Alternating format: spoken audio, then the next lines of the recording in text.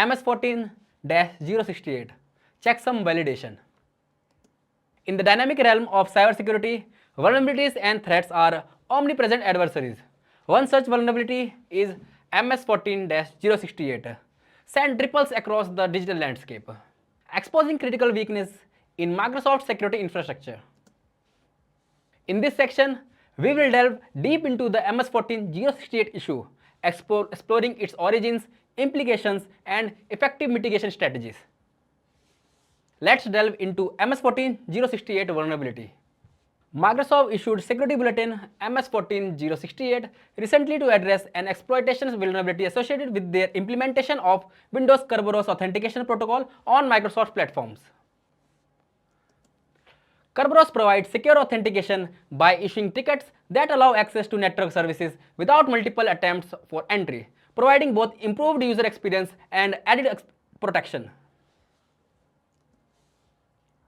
At its core, this vulnerability lies within Kerberos authentication process. When its TGT validation fails, malicious actors may tamper with it to bypass password requirements and create accounts without authentication for themselves or impersonate anyone without knowing their password. MS14-068 highlights an issue related to Kerberos authentication when validating privilege attribute certificate PAC signatures. The PAC is a crucial component that stores authorization data for a user and is signed to ensure its integrity.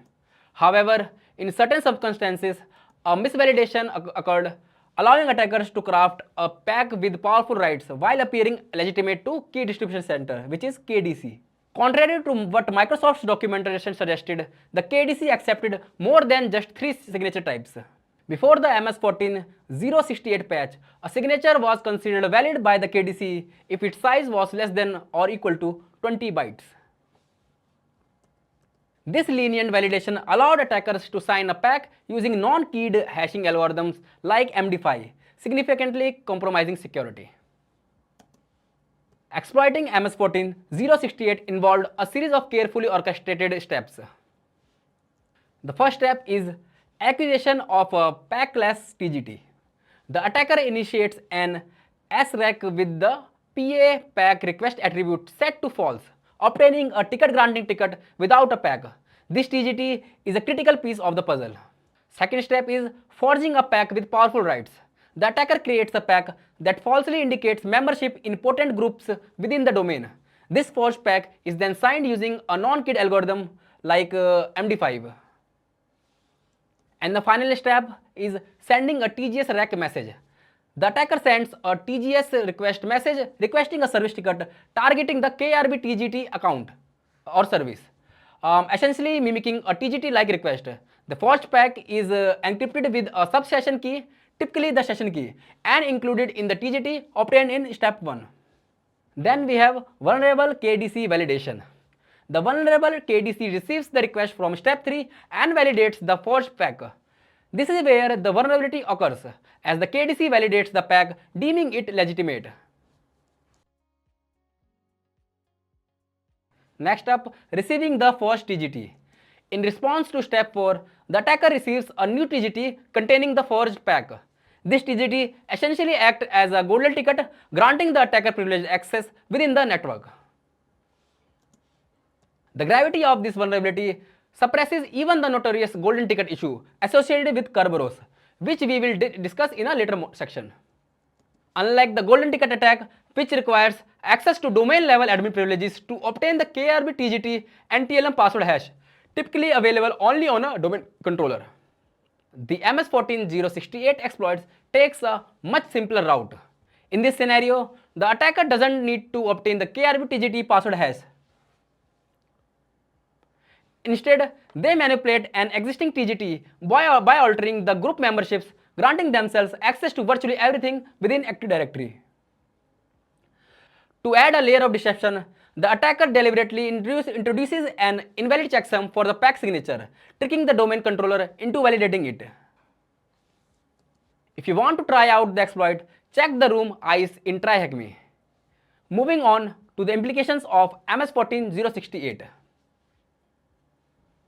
Unauthorized access. MS14-068 presents the risks of unauthorized access. An attacker taking advantage of this vulnerability could impersonate any user within an affected network and gain access to sensitive resources and information. Lateral movement.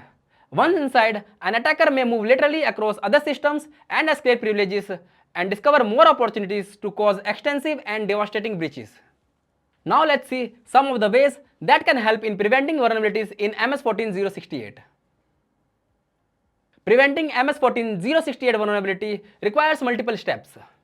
First, apply security patches from Microsoft as soon as they become available to address known vulnerabilities. Implement strong password policies and regularly change passwords that require multi-factor authentication for increased security. Uphold the principle of least privilege to limit access rights while segmenting the network to limit potential attackers gaining entry lateral movement across it.